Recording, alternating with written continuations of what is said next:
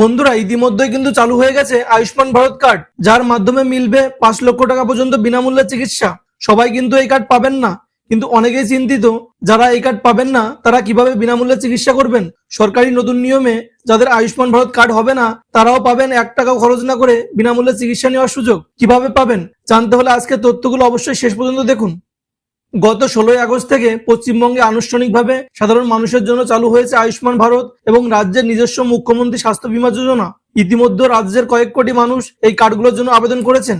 অনেকের কার্ড তৈরিও হয়ে গেছে। যাদের কাছে এই কার্ডগুলো থাকবে তারা সরাসরি হাসপাতালে গিয়ে 5 লক্ষ টাকা পর্যন্ত বিনামূল্যে চিকিৎসার সুবিধা নিতে পারবেন। এখন প্রশ্ন হলো, যাদের কাছে নতুন এই দুটি কার্ডের কোনোটিই নেই তারা কি করবেন।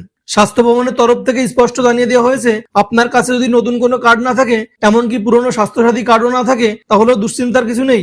রোগীকে নিয়ে হাসপাতালে যাওয়ার সময় শুধু আপনার আধার কার্ড বা অন্তত আধার নম্বরটি সঙ্গে নিয়ে যান। হাসপাতালে পৌঁছে নির্দিষ্ট কাউন্টারে গিয়ে আপনার আধার নম্বরটি বললেই কম্পিউটারে চেক করে দেখা হবে আপনি কোন প্রকল্পের আওতাভুক্ত।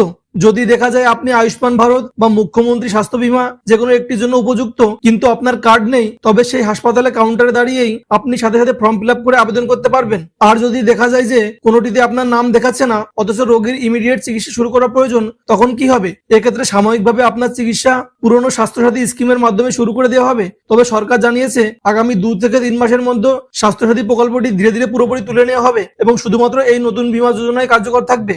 চিকিৎসা সংক্রান্ত এই নিয়মগুলো প্রতিটি সাধারণ মানুষের জেনে রাখা অত্যন্ত জরুরি। বিপদের সময় সঠিক তথ্য জানা থাকলে অনেক বড় হয়রানি থেকে বাঁচা যায়। তাই এই গুরুত্বপূর্ণ তথ্যটি আপনার পরিচিত সবার সাথে অবশ্যই শেয়ার করুন। নিত্য নতুন এমন দরকারি আপডেট পেতে আমাদের পেজ বা চ্যানেলটি ফলো করে সাথে থাকুন। ধন্যবাদ।